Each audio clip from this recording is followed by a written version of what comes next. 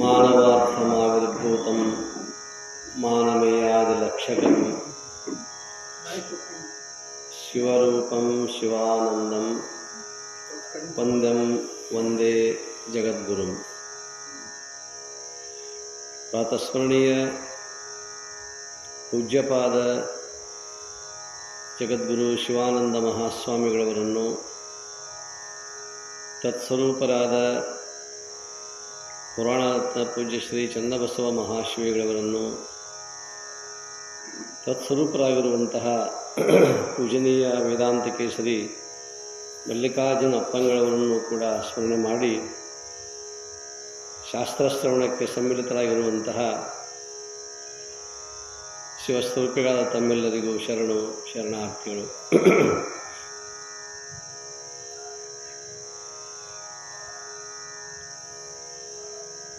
ಭಾರತೀಯ ಸಂಸ್ಕೃತಿಯೊಳಗೆ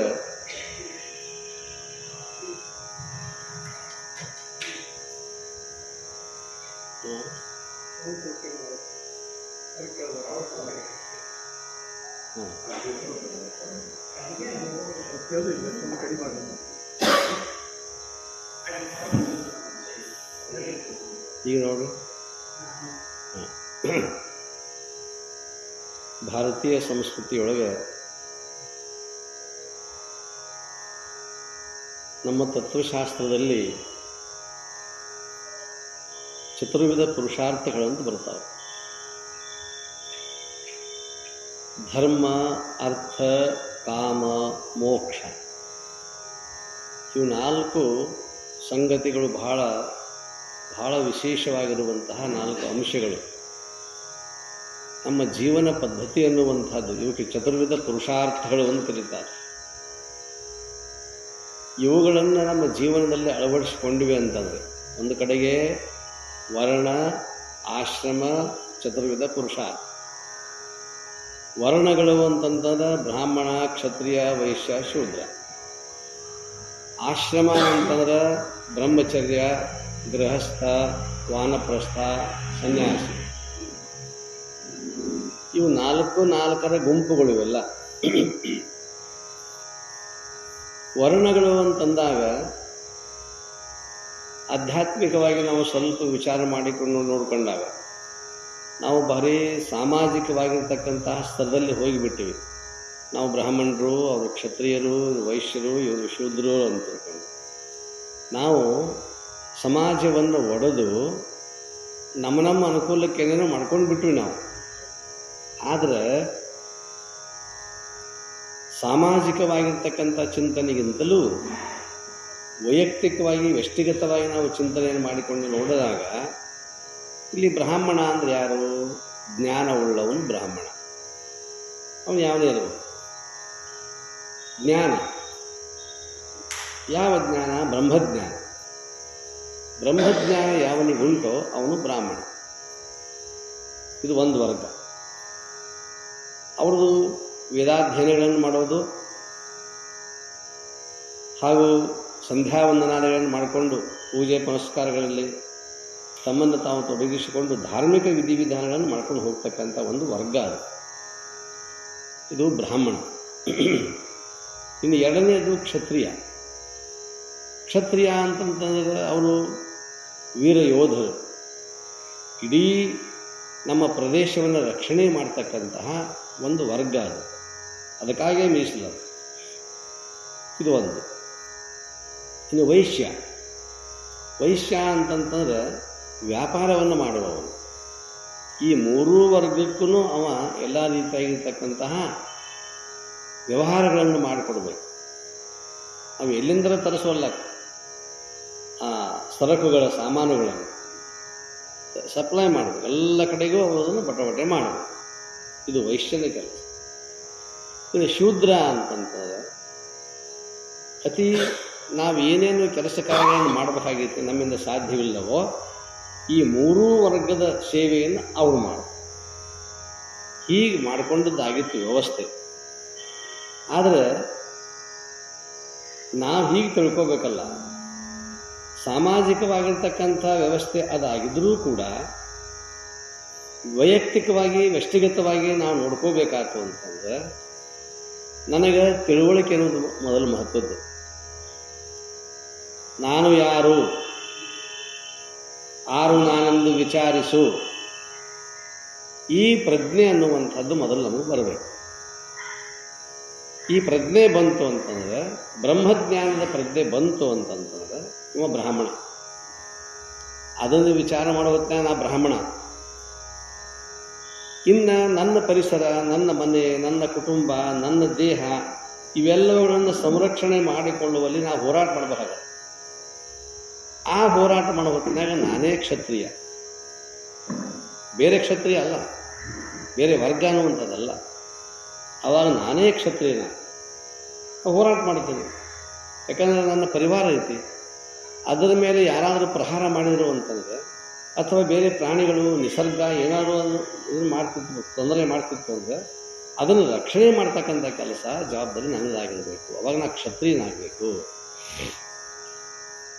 ಆಮೇಲೆ ನಾನು ಬದುಕಬೇಕಾಗಿರ್ತಕ್ಕಂಥ ಸಂದರ್ಭದೊಳಗೆ ನಾನು ಅನೇಕ ಕಡೆ ಹೋಗಬೇಕು, ಏನೇನೋ ಮಾಡಬೇಕು, ವ್ಯವಹಾರವನ್ನು ಮಾಡಬೇಕಾಗತ್ತೆ. ವ್ಯವಹಾರಗಳನ್ನು ಮಾಡುವಾಗ ನಾನೇ ವೈಶ್ಯ, ಮೂರೂ ನಾನ ಮಾಡ್ಕೋಬೇಕು. ಇನ್ನು ನಾಲ್ಕನೇದು ಶೂದ್ರ. ಮಲಮೂತ್ರ ವಿಸರ್ಜನೆ ಆದಾಗ ಯಾರು ತೊಳೆಯೋರು? ನಾವೇ ಮಾಡ್ಕೋ. ನನ್ನ ಮನೆಯಲ್ಲಿ ಕಸಕಡ್ಡಿಗಳು ಬಿದ್ದಾಗ ಯಾರು ಗುಡಿಸೋರು? ಅವ ಮಾಡ್ಕೊ. ಆವಾಗ ಹೊರಕೆ ಹಿಡ್ಕೊಂಡು, ಕಸಬರಿಗೆ ಹಿಡ್ಕೊಂಡು ನಾನೇ ಎಲ್ಲ ಗುಡಿಸ್ಕೊಂಡು, ನನ್ನ ಮನೆಯೊಳಗೆ ಏನಾದರೂ ಹೊಲಸಾಗಿತ್ತು ಅಂದ್ರೆ ನಾನು ಸ್ವಚ್ಛ ಮಾಡಿಕೊಂಡು ಆ ಸಮಯಕ್ಕೆ ನಾನು ಏನಾಗಿರ್ತೀನಿ? ಶೂದ್ರ ಆಗಿರ್ತೀನಿ. ನೀವು ಮನೆಯೊಳಗೆ ಮಾಲೀಕರಿರ್ಬೋದು, ದೊಡ್ಡ ಸಾಹುಕಾರ ಇರ್ಬೋದು, ಶ್ರೀಮಂತರಿರ್ಬೋದು, ಅದು ಪ್ರಶ್ನೆ ಬೇರೆ. ಆದರೆ ವೈಯಕ್ತಿಕವಾಗಿ ನಾನು ಆ ಕೆಲಸಗಳನ್ನು ಮಾಡೋ ಹೊತ್ತಿನವಾಗ ನಾನೇ ಶೂದ್ರ, ನಾನೇ ವೈಶ್ಯ, ನಾನೇ ಕ್ಷತ್ರಿಯ, ನಾನೇ ಬ್ರಾಹ್ಮಣ. ಇದೊಂದು ವರ್ಗ.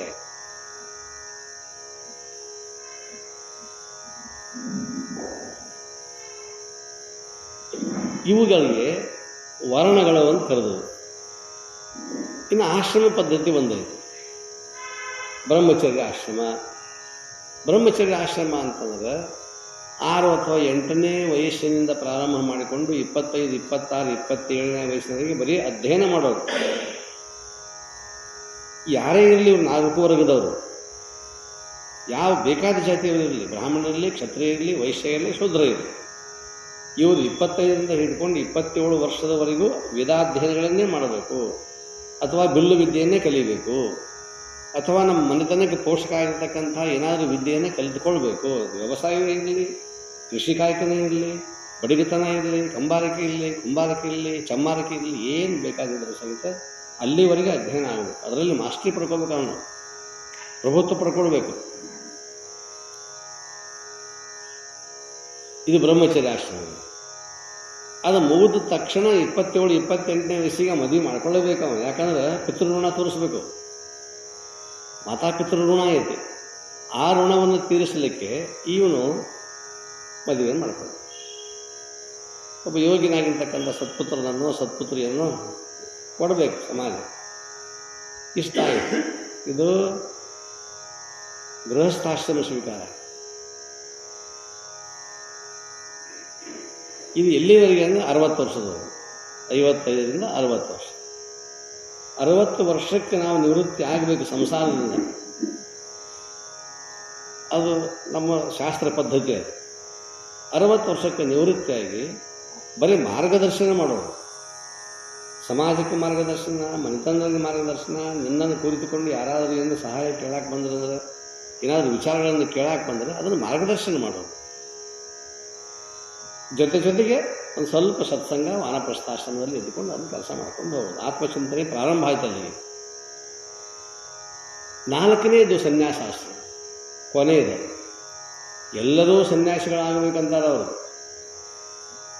ನಮ್ದೇನಾಗಿಬಿಡ್ತೈತಿ, ಏನೋ ಮದುವೆ ಆಯ್ತು, ನಮ್ಮ ಜೀವ ಇರುತ್ತನೂ ಕಿಲಿ ಕೈ ನಮ್ಮ ನಡೆದಾಗ ಇರಬೇಕು. ಇಲ್ಲೇ ಅವ್ರು ಯಾಕೆ ಹೇಳ್ತಾರಂತಂದ್ರೆ, ವೈಷಮ್ಯಗಳು, ಇವು ಕ್ಲಾಶಸ್ಗಳು ಯಾಕೆ ಬರ್ತಾವ, ವೈಚಾರಿಕ ಭಿನ್ನತೆ ಅದಕ್ಕೆ ಬರ್ತಾವ ಅಂತಂದ್ರೆ, ನಾವೇನು ಕಷ್ಟಪಟ್ಟು ನಾವು ದುಡ್ದೇವಿ, ತಪ್ಪಲ್ಲ. ಇದನ್ನು ಇವ್ರ ಕೈ ಕೊಟ್ಟರೆ ಹಾಳು ಮಾಡ್ತಾರಲ್ಲ ಅಂತ ನಮಗೆ ಐತಿ. ಆ ಒಂದು ಇದರಿಂದ ನಾನು ಇರುತ್ತನ್ನ ಇದನ್ನು ಕಾಪಾಡ್ಕೊಂಡು ಹೋಗ್ಬೇಕು. ನಾ ಸತ್ತ ಮೇಲೆ ನೀವು ಏನಾರ ಮಾಡ್ಕೊಳಪ್ಪ, ಇದು ಬರೋದು ಸ್ವಾಭಾವಿಕ. ಆದರೆ ಋಷಿಗಳ ಕಾಲದಲ್ಲಿ ಏನಿತ್ತು ಅಂದರೆ ಪರಿಸ್ಥಿತಿ, ಆಗ ಎಲ್ಲರೂ ಜ್ಞಾನಿಗಳೇ ಇದ್ದರು, ಎಲ್ಲರೂ ಸಂಸ್ಕಾರವಂತರೇ ಇರ್ತಿದ್ರು. ಅದಕ್ಕೆ ಅವಾಗ ಹೇಳಿರ್ತಕ್ಕಂಥದ್ದು ಅದನ್ನು ಈ ಕಾಲಕ್ಕೆ ನಾವು ಅಪ್ಲೈ ಮಾಡ್ಕೊಳ್ತೇವೆ ಅಂದ್ರೆ ಆಗೋದಿಲ್ಲ. ಯಾಕಂದ್ರೆ ಮಕ್ಕಳು ಯಾವ ರೀತಿ ಇರ್ತಾರೋ, ಮೊಮ್ಮಕ್ಕಳು ಯಾವ ರೀತಿ ಇರ್ತಾರೋ, ಕೆಲವು ಸಂದರ್ಭದೊಳಗೆ ತಂದೆ ತಾಯಿ ಚೆನ್ನಾಗಿ ದುಡಿದು ಮಕ್ಕಳಿಗೆ ಸಂಪಾದನೆ ಮಾಡ್ಬೋದು. ಇನ್ನು ಕೆಲವರು ತಂದೆ ತಾಯಿ ಆಗಿರ್ತಕ್ಕಂಥವ್ರು ಮನೆ ಜವಾಬ್ದಾರಿನೇ ಇರೋಂಗಿಲ್ಲ, ಮಕ್ಕಳ ದುಡಿದು ಹಾಕಬೇಕು. ಅಂತಹ ಪ್ರಸಂಗಗಳು ಅದಾವೆ. ಆದರೆ ಋಷಿಗಳ ಕಾಲದಲ್ಲಿ ಹಾಗಿರಲಿಲ್ಲ. ಈ ವರ್ಣ ಆಶ್ರಮ ಪದ್ಧತಿಗಳನ್ನು ಮಾಡಿದರೂ ಆ ಕಾಲದಲ್ಲಿ ಇವೇನೂ ಇರಲಿಲ್ಲ. ಯಾಕಂದ್ರೆ 25 ವರ್ಷದೊಳಗೆ ಯಾವನೇ ಇದ್ರೂ ಸಹಿತ ಸಂಸ್ಕಾರ ತಗೊಳ್ಳೇಬೇಕು, ಗುರುಕುಲದಲ್ಲಿ ಇರಲೇಬೇಕು. ಕ್ಷತ್ರಿಯ ಇರಲಿ, ಬ್ರಾಹ್ಮಣ ಇರಲಿ, ವೈಶ್ಯ ಇರಲಿ, ಶೂದ್ರ ಇರಲಿ, ಎಲ್ಲರೂ ಗುರುಕುಲದಲ್ಲಿ ಅಭ್ಯಾಸ ಮಾಡಬೇಕು. ಹಾಗಿತ್ತು. ಆದ್ದರಿಂದ ಆ 25 ವರ್ಷದವರೆಗೆ ಏನು ಅಧ್ಯಯನ ಮಾಡ್ತಿದ್ರಲ್ಲ, ಒಳ್ಳೆಯ ಸಂಸ್ಕಾರವನ್ನೇ ಆ ಗುರುಗಳು ಕೊಡ್ತಿದ್ರು ಆ ಗುರುಕುಲದಲ್ಲಿ. ಹೀಗಾಗಿ ಯಾರೂ ದುಷ್ಟರಾಗ್ತಕ್ಕಂಥ ಪ್ರಸಂಗ ಬರ್ತಿರಲಿಲ್ಲ. ಅದಕ್ಕಾಗಿ ಕೊನೆಗೆ 75ರಿಂದ 76ರಿಂದ ಹಿಡ್ಕೊಂಡು ಜೀವ ಹೋಗುವವರೆಗೂ ಕೂಡ ಆತ್ಮ ಸಾಧನೆ, ಆತ್ಮಚಿಂತನೆ, ಇವು 4, 6. ಇನ್ನು ಕೊನೆಯದಾಗಿರ್ತಕ್ಕಂಥದ್ದು ಪುರುಷಾರ್ಥಗಳು ಅಂತ ಹೇಳ್ತಾರೆ.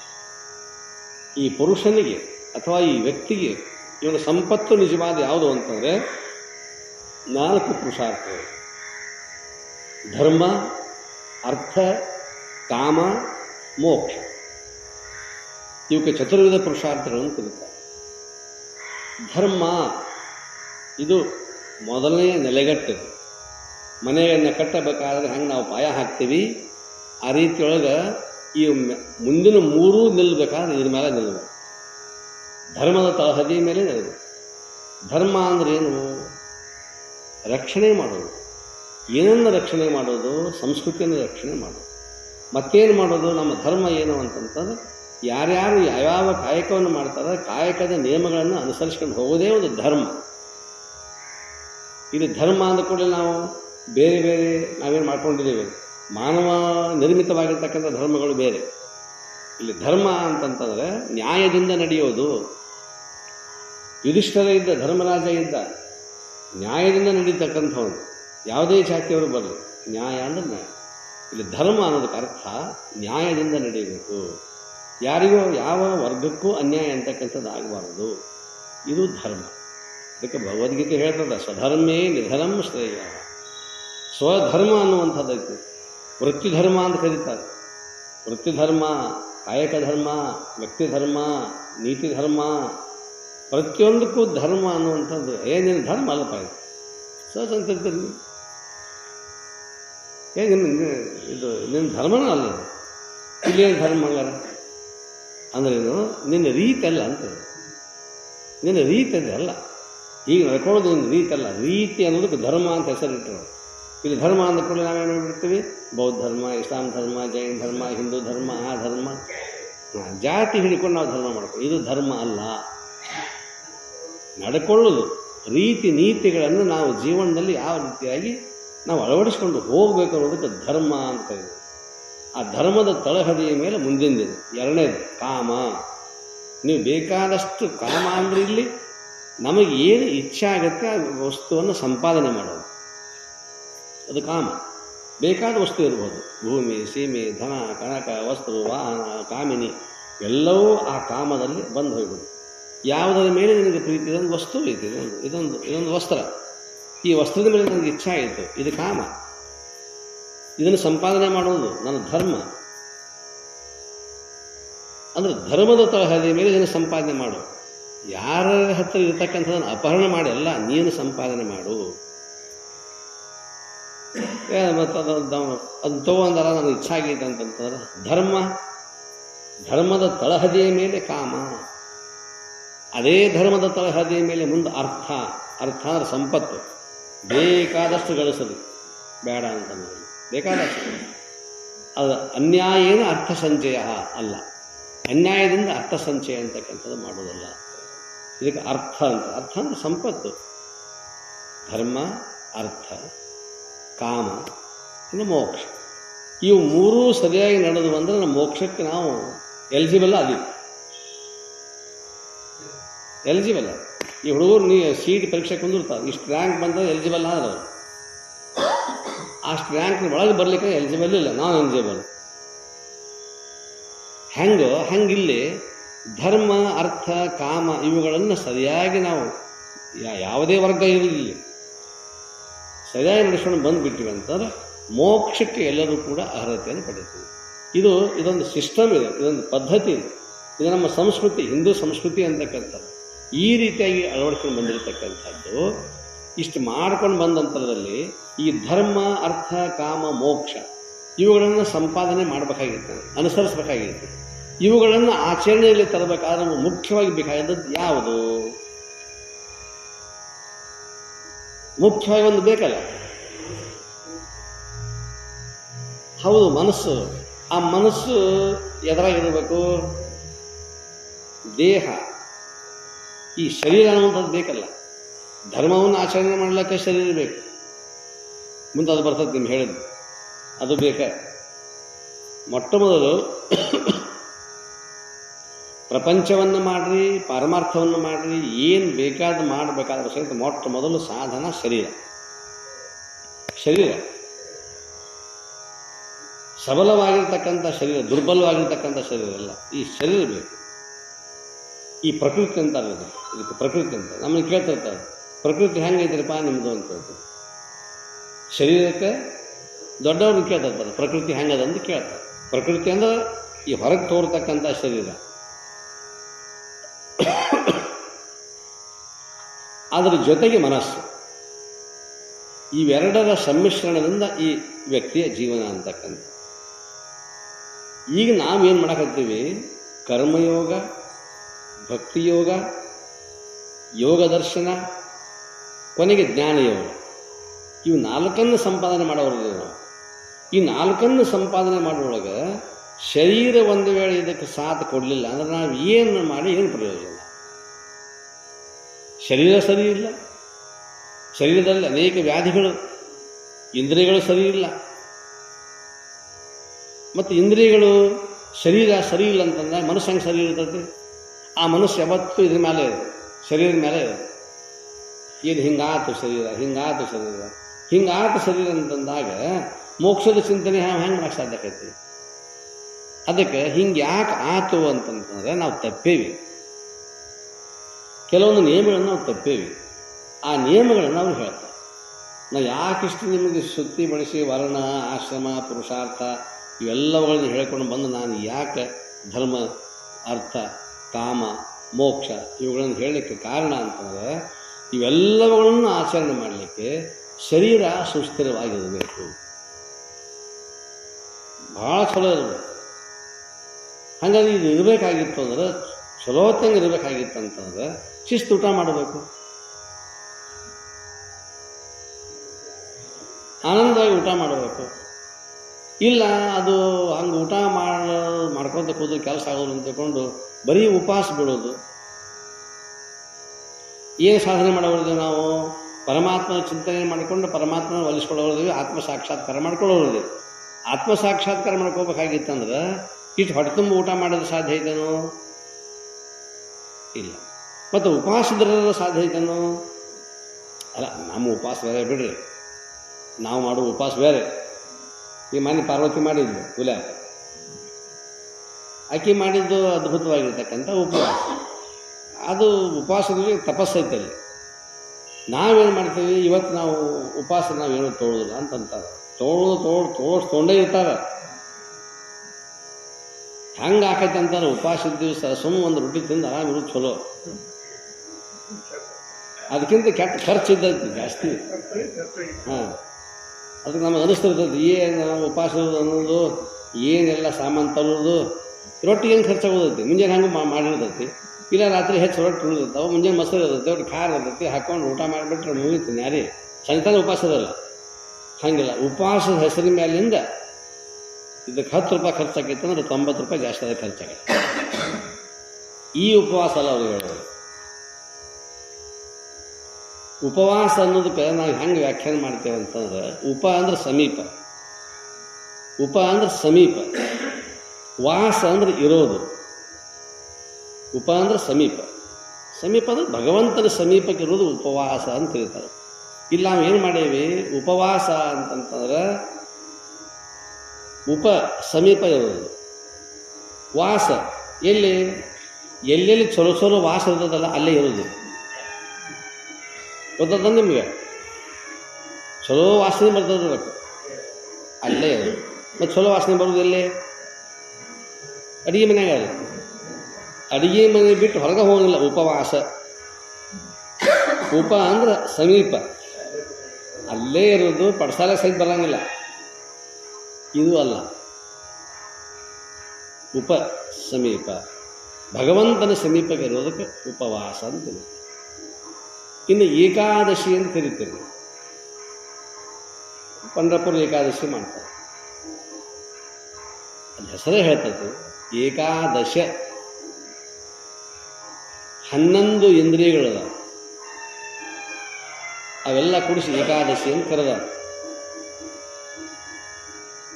ಇವು ಪಂಚೇಂದ್ರಿಯಗಳು, ಪಂಚಕರ್ಮೇಂದ್ರಿಯಗಳು, ಮನಸ್ಸು ನಮ್ಮ ಹತೋಟಿಯಲ್ಲಿ ಇತ್ತು ಅಂದರೆ 11 ಇಂದ್ರಿಯಗಳು ಆದವು. ಪಂಚ ವಿಷಯಗಳದಾವೆ, ಶಬ್ದ ಸ್ಪರ್ಶ ರೂಪ ರಸ ಗಂಧ ಅದಾವು, ಅವುಗಳು ಸಮೀಪ ಹೋಗಂಗಿಲ್ಲ. ಇವು 5 ಆದವು. ಅವುಗಳನ್ನು ಸ್ವೀಕಾರ ಮಾಡತಕ್ಕಂಥ 5 ಇಂದ್ರಿಯಗಳದಾವೆ, ಶ್ರೋತ್ರ ತ್ವಚ ನೇತ್ರ ಜಿಹ್ವ ಘ್ರಾಣ ಅಂತಕ್ಕಂಥ. ಅವಕ್ಕೆ ಆ ವಿಷಯಗಳದಾವೆ, ಅವು 5, ಇವು 5, 10. ಇನ್ನೊಂದು ಐತಲ್ಲ, ಇದಕ್ಕೆಲ್ಲ ಬರೋಬ್ಬರಿ ಮಾಲಕ ಒಬ್ಬವನ. ಯಾವುದು? ಮನಸ್ಸು. 11, 12 ಆಗಿರ್ತೈತಿ. ಏನೇನು ತೊಗೊಂಡಿರಂಗಿಲ್ಲ, ನೀರು ಕುಡ್ಕೊಂತ ಇರ್ತಾನ, ಮನಸ್ಸು ಹೇಳ್ತೈತಿ ಸುಮ್ಮನೆ ಯಾಕೆ ಇದು ಮಾಡ್ತೀವಿ. ಒಂದು ಬಾಳೆಹಣ್ಣು ತಿಂದು ಏನಾಗಲ್ಲ, ತಿನ್ನು ಚಲೋ ಆಯ್ತು. 12 ಗಂಟೆಗೆ ಒಂದೇ ಬಾಳೆಹಣ್ಣು ತಿಂದ್ರೆ ಏನಾಗೋದು. ಅವಾಗ ಒಂದು ಬಾಳೆಹಣ್ಣು ತೊಗೊಂಡ, ದೊಡ್ಡ ಇದು ನಡೀತಿರ್ತೀವಿ, ಸಾಣದೈತಿ, ಇಷ್ಟು ಕೆಲಸ ಆಗೋದಿಲ್ಲ. ಇಂಥ 4-5 ತಿಂಗಳು ನಡೀತಿತ್ತು, ತಿಂದು ಮನಸ್ಸು ಹೇಳ್ತೈತೆ. ಮೊದಲ 1 ತಿಂಗಳಂತ ಹೇಳಿದ್ರು, ಈಗ ಅವು ಇಟ್ಟಿಟ್ಟಿಟ್ಟು ಅದಾವು, 1 ಡಜನ್ ಅದಾವೆ. ಏಕಾದಶಿ ದಿವಸ ಬಾಳೆಹಣ್ಣ ಸಿಕ್ಕಿದ್ದಿಲ್ಲ ಹುಲಿಯಾಕ, ಅವು ಸಿಕ್ಕು ಇಟ್ಟಿಟ್ಟು ಸಿಕ್ಕು. ಅವು ತಂದು ಇನ್ನೊಂದು ಕೂತಾನ, ಸಂಜೆ ತಿಂದ ತಿಳ್ಕೊಂಡು 12 ಗಂಟೆ ಆಗೈತಿ, ನೆನಪಾತು, ಹೌದಾ ಬಾಳೆಹಣ್ಣು ತಂದೇವಲ್ಲ, ಒಳಗೆ ರೊಕ್ಕ ರೊಕ್ಕ ರೊಕ್ಕ ಚಲೋ ಆದ. ಎಂದು ಉಪವಾಸ ಮಾಡಿಲ್ಲ. ಏನು ಬಾಳೆಹಣ್ಣಿಂದ ಕೂತ ಅದು ಹಿಂದಿನ ಕೊನೆ ಅಟ್ಟ ಉಳಿತು.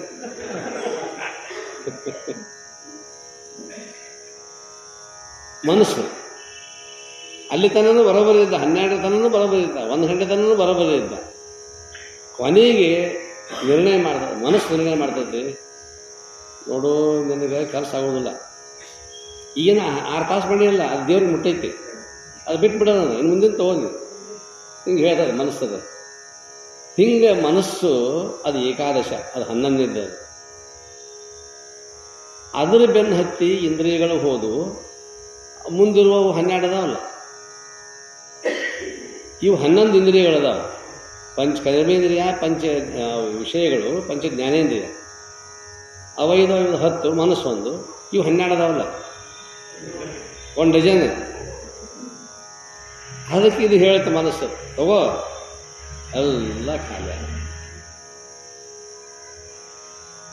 ಅದಕ್ಕೆ ಅವರು ಹೇಳ್ತಾರೆ, ನಿಜಗೊಂಡು ಹೇಳ್ತಾರೆ, ಪಿಡಿದ ನೇಮವನ್ನು ಎಡೆಬಿಡದ ಅತಿ ಛಲವನು.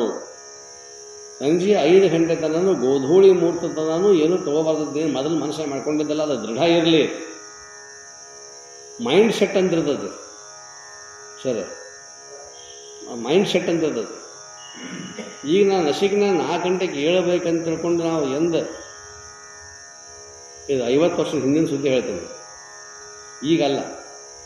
50 ವರ್ಷದ ಹಿಂದೆ ಏನು ನಾವು ಅದನ್ನು ಅಲಾರಾಮ್ ಇಟ್ಟೇವಿ, ಈಗಲೂ ಕೂಡ ಅದು 4 ಗಂಟೆಗೆ ಅದು ಅಲಾರಾಮ್ ಚಾಲೂ ಆಗತ್ತಂತೆ. ಗಡಿಯಾರಿಲ್ಲ, ಮತ್ತು ಮೈಂಡ್ ಸೆಟ್ ಹಂಗೆ ನಾವು ಏನು ಮನಸ್ಸಿನಾಗ ಸಂಕಲ್ಪ ಮಾಡ್ತೀವಿ, ಆ ಸೆಟ್ ಮಾಡ್ಕೋತೀವಿ, ಹಂಗೆ ಆಗತ್ತದ. ಅದನ್ನು ಸೆಟ್ಟಿಂಗ್ ಮಾಡ್ಕೊಳಂಗಿಲ್ಲ, ಲೂಸ್ ಇಟ್ಟಿರ್ತೇವೆ ಸೆಟ್ಟಿಂಗ್ ಅದನ್ನು. ಅಂದ್ರೆ ಅಕಸ್ಮಾತ್ ಹೆಚ್ಚು ಕಡಿಮೆ ಆದರೂ ಸಹಿತ ಹಿಂಗೆ ಮಾದರೂ ಮಾಡ್ಕೊಳಕ್ಕೆ ಬರ್ತೈತಿ. ನಮ್ಮದು ಸೆಟ್ಟಿಂಗ್ ಅಲ್ಲ. ಆದರೆ ಒಂದು ಸಲ ಮನಸ್ಸನ್ನು ಈ ರೀತಿ ದೃಢ ನಿರ್ಧಾರ ಮಾಡ್ತೇವೆ ಅಂತಂದ್ರೆ ಅದಕ್ಕೆ ಅವರು ಪಿಡಿದ ನಿಯಮವನ್ನು ಎಡೆಬಿಡದ ಅತಿ ಛಲವನ್ನು ಯಾಕೆ ಹೇಳಬೇಕಾಯ್ತು ಅಂದರೆ, ವಿಷಯಗಳಂತೂ ಯಾವಾಗಲೂ ಕೂಡ ಇಂದ್ರಿಯಗಳಿಗೆ ಬೇಕೇ ಬೇಕು. ಆ ವಿಷಯಗಳು ಸುಮ್ಮದಾವ, ಇಂದ್ರಿಯಗಳು ಸುಮ್ಮದಾವ, ಈ ಮನಸ್ಸು ಸುಮ್ಮದ. ಎಲ್ಲ ಗದ್ದಲ ಮಾಡ್ತಕ್ಕಂಥದ್ದು ಮನಸ್ಸು. ಅದಕ್ಕೆ ಅವರಂದರು, ಈ ಮನಸ್ಸನ್ನು ನಿನ್ನ, ಈಗ ನಾ ಅಲ್ಲಿಗೆ ಬರ್ಬೇಕಾಗಿತ್ತು, ಮನಸ್ಸನ್ನು ನೀ ಹತೋಟಿಯೊಳಗೆ ಇಟ್ಟುಕೊಂಡು ಯೋಗ ಮಾಡಬೇಕಾಗಿತ್ತು. ಹಾಗಾದ್ರೆ ಮನಸ್ಸು ಹತೋಟಿಯೊಳಗೆ ಇರಬೇಕಾಗಿತ್ತು ಅಂದರೆ ಯುಕ್ತಾಹಾರ ವಿಹಾರಸ್ಯ ಯುಕ್ತಚೇಷ್ಟಸ್ಯ ಕರ್ಮಸು ಯುಕ್ತ ಸ್ವಪ್ನಾವಬೋಧಸ್ಯ ಯೋಗೋ ಭವತಿ ದುಃಖ. ಗೀತಾಚಾರ್ಯ ಹೇಳ್ತಾರೆ, ಕೃಷ್ಣ ಹೇಳ್ತಾನೆ ಅರ್ಜುನನಿಗೆ, ಅರ್ಜುನ ಪಟಿತುಂಬ ಊಟ ಮಾಡೋಣ ಯೋಗ ಮಾಡ್ತಾನಂದ್ರೂ ಸಾಧ್ಯ ಇಲ್ಲ. ಹಸಿವೆಯಿಂದ ಬಳಲಿಕೆಯಿಂದಿರುವಾಗ ನೀನು ಹಸಿರು ಯೋಗ ಮಾಡ್ತಂದ್ರೂ ಸಾಧ್ಯ ಇಲ್ಲ. ಒಂದು ಮಾಡಬೇಕು, ಯುಕ್ತಾಹಾರ ಅಂದರೆ ಯೋಗ್ಯವಾಗಿರ್ತಕ್ಕಂಥ ಆಹಾರ. ಯೋಗ್ಯವಾಗಿರ್ತಕ್ಕಂಥ ಆಹಾರ ಏನು, ಹಾಗಿರ್ಬೇಕದು ನಿನ್ನ ಮನಸ್ಸನ್ನು ಮತ್ತು ಪ್ರಕೃತಿ ಶರೀರವನ್ನು ವಿಕಾರಗೊಳಿಸ್ತಿರಬಾರ್ದು. ಶರೀರಕ್ಕೂ ತೊಂದರೆಯಾಗಿರಬಾರ್ದು, ಮನಸ್ಸಿಗೂ ತೊಂದರೆಯನ್ನು ಉಂಟು ಮಾಡಿರಬಾರ್ದು. ಅದಕ್ಕೆ ಯುಕ್ತ ಆಹಾರ ಅಂತ ಹೇಳ್ತಾರೆ. ಯೋಗ್ಯವಾಗಿರ್ತಕ್ಕಂಥ ಆಹಾರ. ಅದಕ್ಕೆ ಶಾಸ್ತ್ರದಲ್ಲಿ ಅದನ್ನು ನೀವು ಹಣ್ಣು ಹಂಪಲುಗಳು ಇರ್ಬೋದು, ಆಕಳ ಹಾಲು ಇರ್ಬೋದು, ಜೇನುತುಪ್ಪ ಇರ್ಬೋದು, ಲಿಂಬು ರಸ ಇರ್ಬೋದು, ಎಳೆನೀರು ಇರ್ಬೋದು, ಇಂಥವುಗಳು ಅನೇಕ ಸಾಮಗ್ರಿಗಳಿದಾವೆ. ಅವುಗಳಿಂದ ಹೊಟ್ಟೆ ತುಂಬಿಸ್ಕೊಳ್ಳೋದು ಬೇಡ ಅಂತ ಅನ್ನೋದಿಲ್ಲ. ಅವು ಯಾಕೆ ಆಗ್ತವೆ ಅಂತ ಆಗುತ್ತೆ ಅಂತಂದ್ರೆ ಅವು ಆ ಆಹಾರ ಪದಾರ್ಥಗಳು ಭಾಳ ಹಗರಿರ್ತವೆ, ಸತ್ವಯುತವಾಗಿರ್ತವೆ. ಅಲ್ಲಿ ರಾಜಸ ಮತ್ತು ತಾಮಸ ಇರೋಂಗಿಲ್ಲ, ಮನಸ್ಸನ್ನು ವಿಕಾರಗೊಳಿಸೋದಿಲ್ಲ, ಹಾಗೂ ಶರೀರಕ್ಕೆ ತೊಂದರೆ ಮಾಡಿಕೊಡಂಗಿಲ್ಲ. ಅಲ್ಲದ ಪದಾರ್ಥಗಳನ್ನು ನಾವೇನಾದರೂ ಮಾಡಿದ್ದೀವಿ ಅಂತಂತಂದ್ರೆ ಹಾಕ್ಕೊಂಡ್ವಿ ಶರೀರದಲ್ಲಿ ಅಂತಂದ್ರೆ ಮನಸ್ಸು ರಜೋಗುಣಾತ್ಮಕವಾಗಿ ಆಕೈತಿ, ತಮೋಗುಣಕ್ಕೆ ಉಂಟಾಕೈತಿ. ಅವಾಗ ನಾ ಏನು ಸಾಧನೆ ಮಾಡ್ಬೇಕಂತೇನಿಲ್ಲ, ಅದು ಆಗೋದಿಲ್ಲ. ಅದಕ್ಕಾಗಿ ಯುಕ್ತವಾಗಿರ್ತಕ್ಕಂಥ ಆಹಾರವೇ ಬೇಕು, ಯೋಗ್ಯವಾಗಿರ್ತಕ್ಕಂಥ ಆಹಾರವೇ ಬೇಕು. ಇನ್ನು ಇದು ಆಹಾರ. ಯುಕ್ತ ಆಹಾರ ವಿಹಾರ. ಇಲ್ಲ ವಾಕಿಂಗ್ ಮಾಡಂದಾರ ಅಂತ ತಿಳ್ಕೊಂಡು ಹೇಳ್ಯಾರ, ವಾಕಿಂಗ್ ಮಾಡೋದು. ಇವು ಎಲ್ಲಿ ವಾಕಿಂಗ್ ಮಾಡಕತ್ತಾರ ಅಂತಂದ್ರೆ ಪುರೇದ ಅಂಗಡಿ ಬಜ್ಜಿ ಅಂಗಡಿಯಲ್ಲಿ ಅದಾವ ನೋಡ್ರಿ, ಅಲ್ಲೇ ವಾಕಿಂಗ್ ಮಾಡೋದು. ಮತ್ತು ಅದಕ್ಕೆ ಮೂಗ ಕೇಳಿತನ ಅದರ ವಾಸನೆ ಅಲ್ಲೇ ಅದು ಕೇಳೋದಿಲ್ಲ, ಅಲ್ಲಿ ಹೊಕ್ಕೈತಿ. ಈಗ ಬುಧವಾರ ಶುಕ್ರವಾರ ಸಂತ ನಡೀತೈತಿ, 2 ದಿವಸ ಸಂತ ನಡೆಯೋದಕ್ಕೆ ಬಜಿ ತಿನ್ನೋದು ಭಾಳ ಚಲೋ ಆಗಿರ್ತದೆ.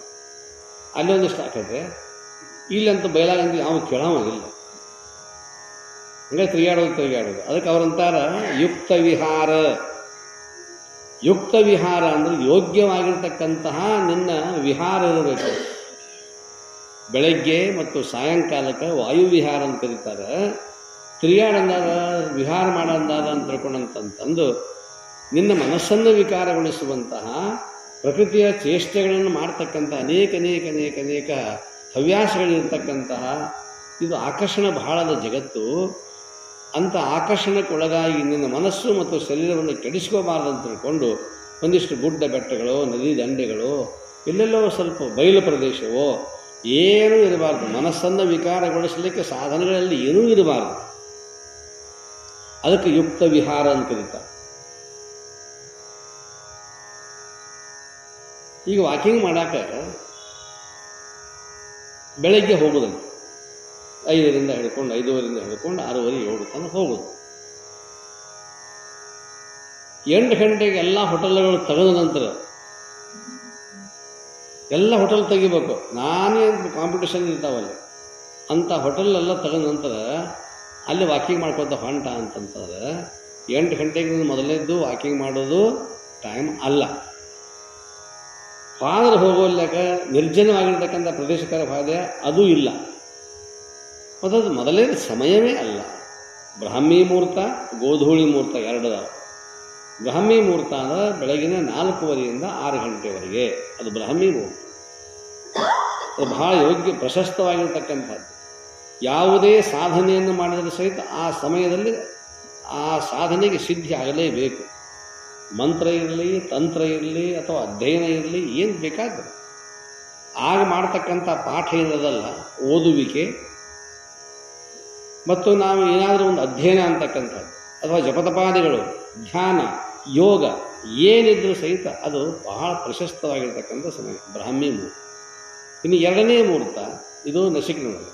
ಇನ್ನು ಸಾಯಂಕಾಲ ಸಂಧಿಕಾಲ ಅಂತ ಕರೀತಾರೆ, ಅದಕ್ಕೆ ಸಂಧ್ಯಾಕಾಲ ಅಂತ ಕರೀತಾರೆ. ಆ ಸಂಧ್ಯಾಕಾಲ ಅಂತಕ್ಕಂಥದ್ದು ಗೋಧೂಳಿ ಮುಹೂರ್ತ. ಗೋವುಗಳು ಮನೆಗೆ ಬರ್ತಿರ್ತಾವೆ, ಅದಕ್ಕೆ ಗೋಧೂಳಿ ಅಂತ.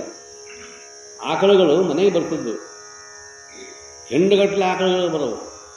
ಅವಾಗ ಅವು ಧೂಳ ಎಬ್ಸ್ಕೊಂಡು ಬರ್ತಿದ್ವು. ಧೂಳ ಎಬ್ಸ್ಕೊಂಡು ಬರಂಗೆ ಬರ್ತಿದ್ವು, ಧೂಳು ಹೇಳ್ತಿದ್ವು. ಆ ಧೂಳಿನಲ್ಲಿ ಒಂದು ತರಹ ಧೂಪ ಹಾಕಿದ ಒಂದು ವಾಸನೆ ಇರ್ತದೆ. ಅದಕ್ಕೆ ಗೋಧೂಳಿ ಮುಹೂರ್ತ ಅಂತ ಕರೀತಾರೆ. ಅದು ಸಾಯಂಕಾಲ 5ರಿಂದ 6:15 ದನ ಮನೆಗೆ ಬರ್ತಾವೆ, ಆಕಳುಗಳು ಮನೆಗೆ ಬರ್ತಾವೆ. ಆ ಸಮಯವೂ ಕೂಡ ಬಹಳ ಪ್ರಶಸ್ತವಾಗಿರ್ತಕ್ಕಂಥ ಹೆಚ್ಚಾಗಿರ್ತಕ್ಕಂಥದ್ದು ಬ್ರಾಹ್ಮಿ ಮುಹೂರ್ತ, ಬೆಳಗಿನ ಸಮಯ ಅಂತಕ್ಕಂಥದ್ದು ಬಹಳ ಬಹಳ ಅಮೂಲ್ಯವಾಗಿರ್ತಕ್ಕಂಥ. ಈ ಸಮಯದೊಳಗೆ ಯುಕ್ತ ವಿಹಾರ. ಇನ್ನು ಮೂರನೇದು ಯುಕ್ತ ಚೇಷ್ಟ. ಚೇಷ್ಟ ಅಂತಂದರೆ ಇಂದ್ರಿಯಗಳಿಂದ ಆಗ್ತಕ್ಕಂಥ ಕೆಲವೊಂದು ಕ್ರಿಯಾದಿಗಳು. ಇಂದ್ರಿಯಗಳು ಆ ಇಂದ್ರಿಯಗಳು ಆ ರೀತಿಯಾಗಿರ್ತಕ್ಕಂಥ ಕ್ರಿಯಾದಿಗಳನ್ನು ಮಾಡಿ ಅದಕ್ಕೆ ಯುಕ್ತ ಚೇಷ್ಟ ಅಂತ ಹೇಳ್ತಾರೆ.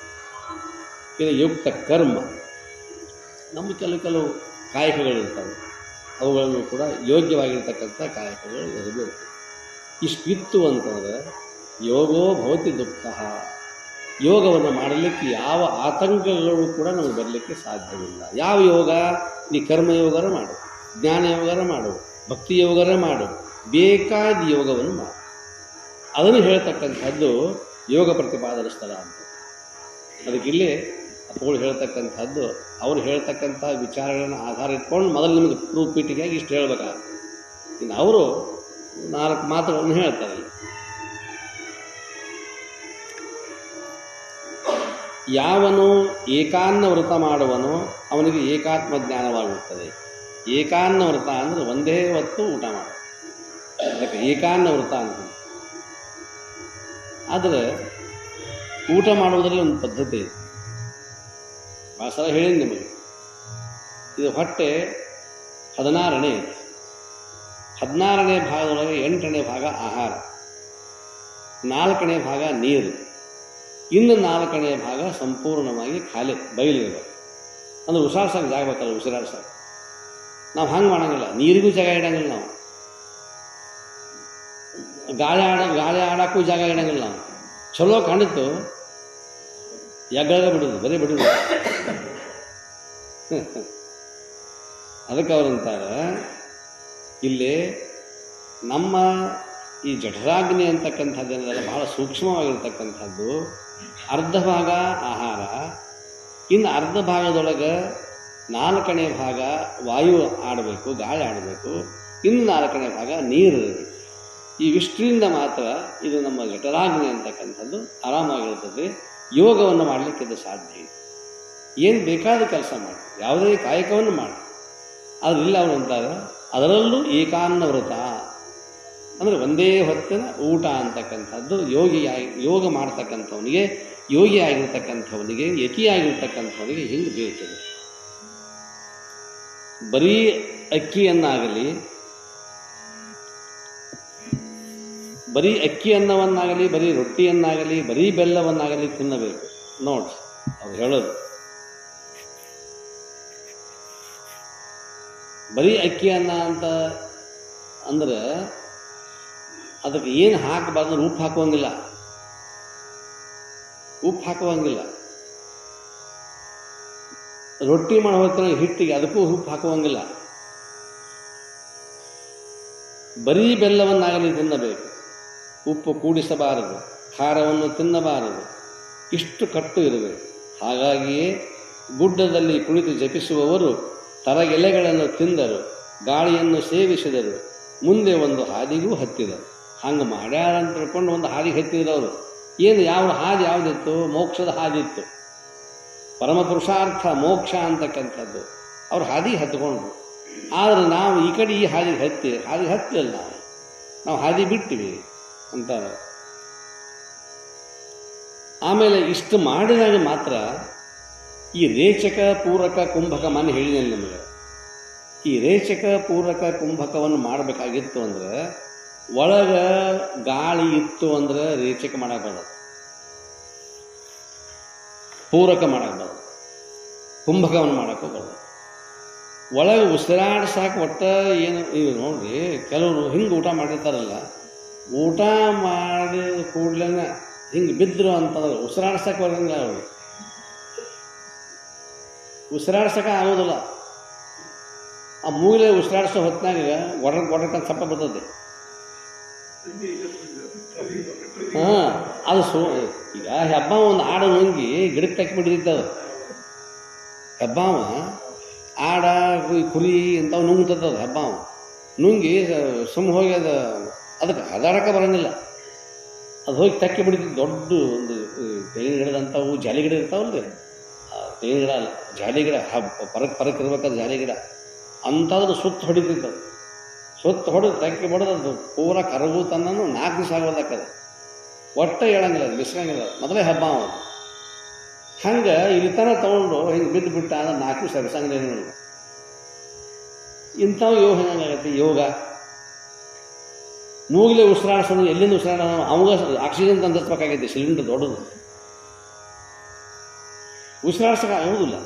ಅದಕ್ಕೆ ಇಲ್ಲಿ ಯೋಗ ಮಾಡ್ತಕ್ಕಂಥವನಿಗೆ ರೇಚಕ ಪೂರಕ ಕುಂಭಕ ಮಾಡಬೇಕಾಗಿತ್ತು ಅಂದರೆ ನಾನು ಏನು ಆಗಲೇ ಹೇಳಿದ್ದೀನಿ, ಅರ್ಧ ನೀರು, ಅರ್ಧ ಈ ಕಡೆ ಒಂದಿಷ್ಟು ಗಾಳಿ, ಇನ್ನು ಅರ್ಧ ಭಾಗ ಸಂಪೂರ್ಣ ಆಹಾರ.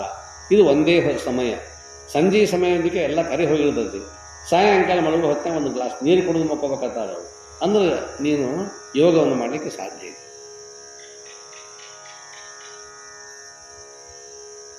ಇನ್ನು ರೇಚಕ ಪೂರಕಗಳನ್ನು ಬಿಟ್ಟು ಬರೀ ಕುಂಭಕದಿಂದ ಆಗ್ನೇಯ ಚಕ್ರದಲ್ಲಿ ಜೀವನು ಅಖಂಡನಾದದಲ್ಲಿ ಕೊಡುತ್ತಾನೆ. ರೇಚಕ ಇಲ್ಲ, ಪೂರಕ ಇಲ್ಲ. ರೇಚಕ ಅಂತಂದ್ರೆ ಬಿಡೋದು, ಪೂರಕ ಅಂದರೆ ತಗೊಳ್ಳೋದು. ರೇಚಕವನ್ನು ತಗೊಳ್ಳೋದು ಇಲ್ಲ, ಬಿಡೋದು ಇಲ್ಲ. ಉಸಿರವನ್ನು ಒಂದು ಸಲ ಹಿಡಿದು ಬಿಟ್ಟ ಅಂದ್ರೆ ತಾಸು 2 ತಾಸು ಹಂಗೆ. ಇದು ಕುಂಭಕ ಅಂತ. ಮತ್ತು ಹೊಳ್ಳೆ ಅವರು ಆ ಸ್ಥಿತಿಗೆ ಬಂದುಬಿಡ್ತಾರೆ. ಹೊಳ್ಳೆ ರೇಚಕ ಪೂರಕ ಕುಂಭಕ ಮಾಡ್ತಕ್ಕಂಥ ಯೋಗಿಗಳು ಹೊಳ್ಳೆ ಆ ಸ್ಥಿತಿಗೆ ಬರ್ತಾರೆ. ಯೋಗಿಗಳಿಗೆ ಸಾಧ್ಯ ಅದು. ಅದನ್ನು ನಾವು ಮಾಡೋಕ್ಕೆ ಹೋದ್ರೆ ನಾವು ಆ ಸ್ಥಿತಿಗೆ ನಾವು ಬರೋಂಗಿಲ್ಲ. ನಮ್ಮ ಪರಿಸ್ಥಿತಿ ಬೇರೆ ಆಕೈತಿ. ಸ್ಥಿತಿ ಅಲ್ಲೇ ನಮ್ಮದು, ಪರಿಸ್ಥಿತಿ ಕೆಡ್ತದೆ ನಮ್ಮದು ತಿಥಿ.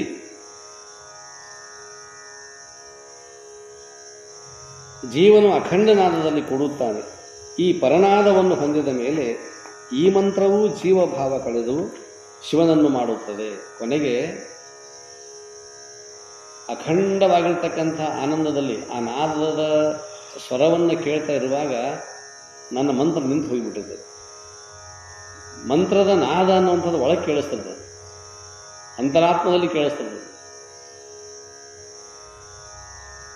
ಅವಾಗ ನಾನು ನುಡಿತಕ್ಕಂಥ ಮಂತ್ರ ನಿಂತು ಹೋಗಿಬಿಟ್ಟಿರ್ತೈತಿ. ನನ್ನ ಇಂದ್ರಿಯಗಳು ಏನೂ ಕೆಲಸ ಮಾಡೋದಿಲ್ಲ. ವಾಗೀಂದ್ರಿಯ, ಈ ನಾಲಿಗೆ ಏನೂ ಕೆಲಸ ಮಾಡ. ಯಾಕೆ ಕೆಲಸ ಮಾಡೋದಿಲ್ಲ ಅಂದರೆ ಒಳಗೆ ಕೆಲಸ ಬೇರೆ ನಡೆದಿರ್ತದೆ, ಆ ಕಡೆ ಇರ್ತದೆ. ನರನು ನೀನಲ್ಲ, ವರಮಂತ್ರದ ಮೂಲ ನೀನೆಂದು ಹೇಳುತ್ತದೆ. ನಂತರ ಮಹಾವಾಕ್ಯ ಶೀಘ್ರ ತಿಳಿದು ಮುಕ್ತನಾಗು. ನೀನು ಹೇಳಿನಲ್ಲ ತತ್ ತ್ವಂ ಅಸಿ ಅಂತಕ್ಕಂತಹ ಮಹಾವಾಕ್ಯದ ಅರ್ಥ ಅಲ್ಲ ಶುರು ಮಾಡಿದೆ. ಹೌದಲ್ಲ, ನಾನು ಅದು ಅಲ್ಲ, ಆ ಪರಬ್ರಹ್ಮ ವಸ್ತು ನಾನಿದ್ದೇನೆ ಅಂತಕ್ಕಂಥ ಭಾನ ಯಾವಾಗ ಬರ್ತದಂತಂದ್ರೆ ಒಳಗಿರ್ತಕ್ಕಂಥ ನಾದೋಂಕಾರವನ್ನು ನಾನು ಕೇಳಿಸ್ತಾ ಇರುವಾಗ ಮಂತ್ರದ ಪಠಣ ಅಂತಕ್ಕಂಥ ನಿಂತು ಹೋಗಿಬಿಟ್ಟಿರ್ತೈತೆ.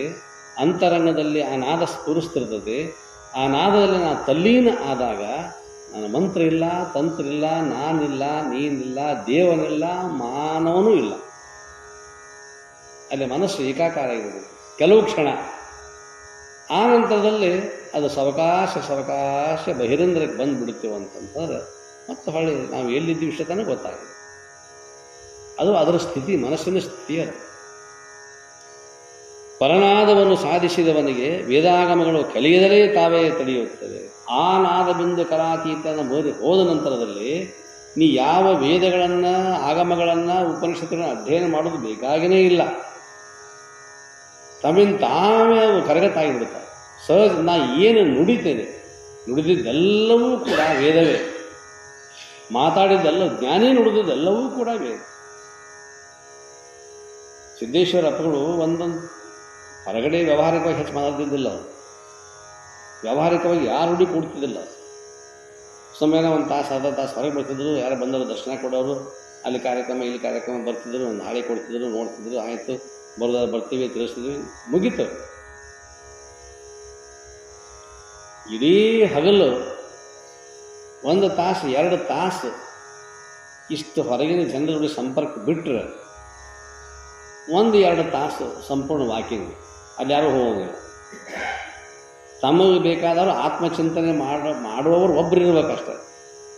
ಅದು ಸನ್ಯಾಸಿಗಳು. ಲೋಕದ ವ್ಯವಹಾರ ಏನೂ ಮಾತಾಡೋಂಗಿಲ್ಲ. ನಮ್ಮ ವ್ಯವಹಾರ ಏನೂ ಮಾತಾಡೋಂಗಿಲ್ಲ. ನಮ್ಮ ಮಠ, ನಮ್ಮ ಆಶ್ರಮ, ಅದು ಇದು ಏನೂ ಇಲ್ಲ. ಬರೀ ಆತ್ಮಚಿಂತನೆ. ಒಳಗೆ ಹೋದರೂ ಮುಗಿತು. ಯಾವ ಮಿನಿಸ್ಟರ್ ಬರಲಿ, ಯಾವ ಪ್ರಧಾನಮಂತ್ರಿ ಬರಲಿ, ಮುಖ್ಯಮಂತ್ರಿ ಬರಲಿ, ಎಲ್ಲರೂ ಬಂದು ಹೊಳ್ಳಿ ಹೋಗ್ಯಾರ. ಅವ್ರು ಬಾಗಿಲು ಹಾಕಿತ್ತಂದ್ರೆ ಯಾರು, ಅದು ನಿಯಮ. ಮತ್ತು ಒಂದೊಂದು ಮಾತು ಮಾತಾಡಿದ್ರೆ ಅಂತ ಅದು ವೇದವಾಕ್ಯವೇ. ಯಾವಾಗಲೂ ಅವ್ರ ಜೊತೆ ನಾನು ಇರ್ತಿದ್ದೆ ಅಂತಂತಂದ್ರೆ ಅಕಸ್ಮಾತ್ 1 ದಿವಸ 2 ದಿವಸ ಹೋದಿವಿ, ಯಾವಾಗಲೂ ಒಂದು ಡೈರಿ, ಸಣ್ಣ ಡೈರಿ ಕಿಸದಾಗಿರೋದು, ಒಂದು ಪೆನ್ಸಿಲ್. ಅವ್ರು ಏನು ಮಾತಾಡ್ತಾರೆ ಪಾಯಿಂಟ್ ಮಾಡ್ಕೊಂಡು ಬಿಡ್ಬೇಕು ನಾವು. ಯಾಕಂದ್ರೆ ಆ ಮಾತು ಸಿಗ್ತಿದ್ದಿಲ್ಲ ನಮಗೆ. ಅವುಗಳನ್ನು, ಅವರ ಮಾತುಗಳನ್ನೇ, ಅವ್ರು ಹೇಳಿರ್ತಕ್ಕಂಥ ಮಾತುಗಳನ್ನೇ ಸಂದರ್ಭ ಬಂದಾಗ ವೇದಿಕೆ ಮೇಲೆ ಅವ್ರ ಎದುರಿಗೆ ಹೇಳೋದು. ಅಪ್ಪ ಅವ್ರು ಹಿಂಗೆ ಅಂದಿದ್ರಂತೆ, ಅದು ಸಾಕ್ಷೀಕರಿಸಬೇಕದು. ಹೌದು, ನಾ ಹೇಳಿದ್ದು, ಅವ್ರು ಹೇಳಿದ ಮಾತು ಎಲ್ಲವೂ. ಯಾಕೆ ಆ ಸ್ಥಿತಿಯಾಗಿದ್ದರಲ್ಲ, ಆ ಸ್ಥಿತಿಯೊಳಗೆ ಇದ್ದಿದ್ದರಿಂದ ಅದೇ ಬರ್ತದೆ. ನಾವು ಏನು ಊಟ ಮಾಡಿರ್ತೀವಿ ಅದೇ ಬರ್ತದೆ, ಅದೇ ವಾಸನೆ ಬರ್ತದೆ. ಆಗ ಅವ್ರು ಏನು ಚಿಂತನೆಯನ್ನು ಮಾಡ್ತಿದ್ರು, ಆ ಚಿಂತನೆ ಎಲ್ಲ ಮೂಲಗಳು ಕೂಡ ಮಾತಿನಿಂದ ಬಂದಾಗ ಎಲ್ಲವೂ ವೇದವಾಕ್ಯ. ಆ ರೀತಿಯಾಗಿರ್ತಕ್ಕಂಥ ಅದಕ್ಕೆ ಇವರಂತಾರೆ, ಅಂಥ ಪರನಾದವನ್ನು ಯಾರು ಅನುಭವಿಸ್ತಾನಲ್ಲ ಅವನಿಗೆ ವೇದಗಳು ಕರತಲಾಮಲಕ ಆಗಿಬಿಡ್ತಾವೆ, ಸಹಜವಾಗಿ ಬಂದುಬಿಡ್ತಾವೆ. ಅವನು ನುಡಿದದ್ದೇ ವೇದ.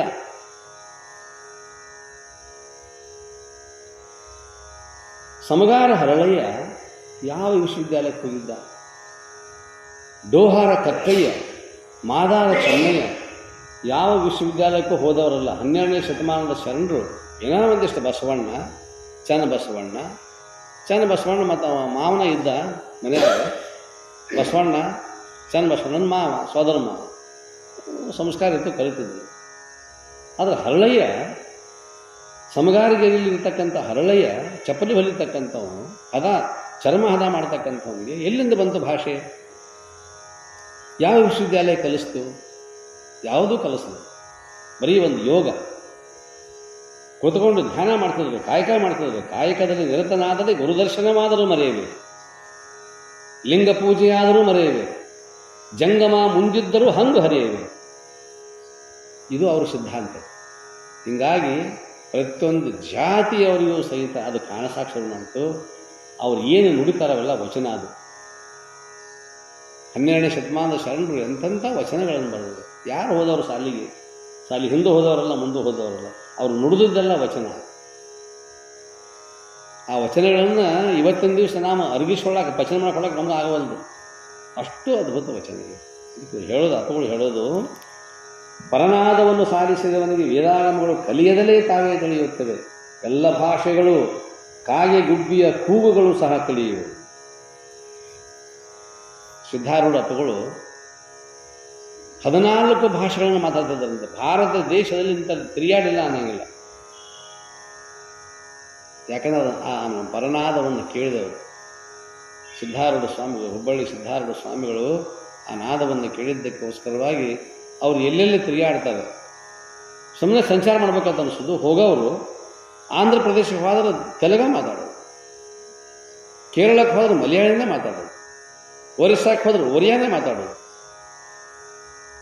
ಹೆಂಗೆ ಬರ್ತಿರ್ಬೇಕದು? ಯಾವಾಗ ಕಲ್ತರು ಅವರು? ಆ ಪರನಾದ ಅಂತ ಐತಲ್ಲ, ಅದ ದೊಡ್ಡ ಯೂನಿವರ್ಸಿಟಿ. ಹೊರಗಿಲ್ಲ, ಒಳಗಡೆ ಇರ್ತಕ್ಕಂಥ ನಾದ, ಸಹಸ್ರಾರ ಚಕ್ರದಲ್ಲಿ ಇರ್ತಕ್ಕಂಥ ನಾದವನ್ನು ಕೇಳಿ ಕೇಳಿ ಕೇಳಿ ಹೊರಗಿನ ಎಲ್ಲ ಜ್ಞಾನಗಳು ಬಂದುಬಿಡ್ತಿದ್ವು. ಎಲ್ಲ ಭಾಷೆಗಳು ಅಷ್ಟೇ ಅಲ್ಲ, ಕಾಗೆ ಗುಬ್ಬಿಯ ಕೂಗುಗಳು ಮಾತುಗಳು ಸಹ ತಿಳಿಯುವು, ಪಕ್ಷಿಗಳ ಮಾತುಗಳು ಸಹಿತ. ಯಾವ ನಿಮ್ಮ ಬುಡ್ಬುಡಿಕೆನ ಬೇಕಾಗಿಲ್ಲ, ಗುಡುಗುಡಿಕೆನ ಬೇಕಾಗಿಲ್ಲ. ಅವರು ತಮ್ಮ ಹೊಟ್ಟೆ ತುಂಬಿಕೊಳ್ಳೋ ಸಲುವಾಗಿ ಅದು ಹಂಗೆ ನೋಡಿತು ಹಿಂಗೆ ನೋಡಿತು ಅಂತ ತಿಳ್ಕೊಂಡು ಏನಂತಾರೆ ನೀವು ಕಿಡುಗುಡಿಕೆ ಅಂತ ಏನಂತಾರೆ, ಕಿಡುಗುಡಿಕೆ. ಹಾಂ, ಅವರು ತಮ್ಮ ಸಲುವಾಗಿ ನುಡಿಸ್ಕೊತ ಬರ್ತಾರೆ. ಅಲ್ಲಿ ಹಕ್ಕಿ ಪಣ ಕಟ್ಟಿದ್ನಿ, ಅಲ್ಲಿ ಕಟ್ಟಿದ್ನಿ, ಇಲ್ಲಿ ಕಟ್ಟಿದ್ನಿ ಅಂತ ತಿಳ್ಕೊಂಡು. ಮತ್ತು ಅವ್ರು ಹಕ್ಕಿ ಭಾಷೆ ತಿಳಿತಾವೆ ಅಂತ ತಿಳ್ಕೊಂಡು ನಾವು ಅನಿಸ್ತೀವಿ. ಒಂದು ಹೇಳ್ತಾರೆ ಅವರು, ಹೇಳಿಬಿಡ್ತಾರೆ. ಭಯ ಬರ್ತದೆ ನಮಗೆ, ಭಯ ಹುಟ್ಟಿಸ್ತಾರೆ ಅವರು. ಯಾಕೆ ಹುಟ್ಟಿಸ್ತಾರೆ? ನಮಗೆ ಭಯ ಹುಟ್ಟಿಸಿದಾಗ ಅವ್ರು ಹೊಟ್ಟೆ ತುಂಬುತ್ತೆ. ನಮಗೆ ಭಯ ಹುಟ್ಟಿಸಿದಾಗ ಅವ್ರು ಹೊಟ್ಟೆ ತುಂಬುತ್ತದೆ. ನಮ್ಮದಾಗ ಬಂದಿದ್ದಮ್ಮ ಕೆಂಪು ಶಾಲ್ ಹಾಕ್ಕೊಂಡು, ಕರಿ ಕೋಟ್ ಹಾಕ್ಕೊಂಡು, ಬಡ್ಬಡಿಕೆ ಅಂತ ಬಂದ. ಇಲ್ಲೇ ಕೂತಿದ್ವಿ, ಹಳಿ ಸ್ಟೇಜ್ ಇತ್ತು ಕೂತಾಗ. ನಿಮಗೆ ಒಂದು ಒಳ್ಳೆಯ ಕೆಲಸ ಆಗೋದೈತೆ ಅಂತ ಹೇಳವ. ಆಗೋದೈತೆ ಅಂತ ನಾವು ಮತ್ತು ಕೆಟ್ಟ ಕೆಲಸ ಆಗೋದೈತೆ ಅವಾಗದೈತೆ ಹೇಳೋ ಅಂತ ನಾವು. ಕಡೆಗೆ ಎಲ್ಲಿಗೆ ಬಂತು ಅಂದರೆ, ನಿನಗೆ ಏನು ಕೊಡ್ತೀನಿ, ನನಗೊಂದು ದೊಡ್ಡ ರೋಗ ಗಂಟು ಬಿದ್ದೈತಿ. ಆ ರೋಗ ಪರಿಹಾರ ಮಾಡೋಕೆ ನೀನು ಹಾಲಕ್ಕಿ ಇಲ್ಲೇ ಇದ್ವು ಅವು ಹಾಲಕ್ಕಿ. ಅದಕ್ಕೆ ನಮ್ಗೆ ಅವು ನೋಡೋದು ಇಲ್ಲಿದ್ವು, ಅವು ಇಲ್ಲದ ಸೂರ್ನಾಗ ಅದಾವ. ಏನು ರೋಗ ಆಗೈತೆ ನನಗೆ, ದೊಡ್ಡ ರೋಗ. ಆದ್ರೆ ನೀನು ಬೇಕಾದಷ್ಟು ದುಡ್ಡು ತಗೋ, ₹1,00,000 ತಗೋ, ₹1,00,000 ತೊಗೊಂಡು ಹೋಗು, ಕೊಡ್ತೀನಿ, ನನ್ನ ರೋಗ ಕಳೀದು. ಏನು ಸಾವು ಬರಬಾರ್ದು, ನಾ ಸಾಯಬಾರ್ದು.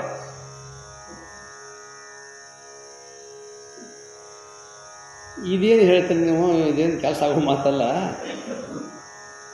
ಅವಂತ. ನೋಡು, ನಾವು ಸನ್ಯಾಸಿಗಳು, ನಮ್ಗೆ ಕೆಟ್ಟದ ಆಗೋದಕ್ಕ, ಚಲೋದ ಆಗೋದಕ್ಕ, ಸುಖದಿಂದಲೇ ಇರೋದಕ್ಕೆ, ದುಃಖದಿಂದ ಇರೋದಕ್ಕೆ ಬಂದು ನಮ್ದಕ್ಕೆ ಏನೈತಿ ಒಟ್ಟು ತಿನ್ನಕ್ಕೆ ಕೊಡ್ತೇನೆ, ತಿಂದ. ನೀವು ಊರಾಗ ಹೇಳಿದಂಗೆ ನನಗೇನು ಹೇಳಕ್ಕೆ ಹೋಗಬೇಡ, ಕೆಟ್ಟದ್ದನ್ನು ಹೇಳಕ್ಕೆ ಹೋಗಬೇಡ, ಊರಾಗ ಚಲೋದು ಹೇಳಿ ಹೋಗ್ಬೇಕ ಅಂತ ತಿಳ್ಕೊಂಡು ಹೇಳಿ ಅವನ ಶಾಲ್ ಬೇಕಾಗಿತ್ತು. ಅಟ್ರ ಪುರದಾಗ ಅವ ಕದ್ದಿ ಕಡಿಯಾಕೈತೆ ನಮ್ಮ ದುಡ್ಡಿ. ಹಂಗೆ ಆಗೋದೈತೆ, ಹಿಂಗೆ ಆಗೋದೈತೆ. ಇವು ಕುರುಮಾಮಗಳು ಬರ್ತಾವೆ, ಅವ್ರಿಗೆ ಒಂದು ₹10 ಕೊಡೋಲ್ಲ, ₹20 ಕೊಟ್ಟರೆ ಹೆಚ್ಚು ಹೇಳ್ತಾರೆ, ಚಲೋ ಹೇಳ್ತಾರೆ. ಇಷ್ಟೇ ಕೆಲಸ, ಮತ್ತೊಂದು ಏನು ಹೇಳಲೇ ಇಲ್ಲ.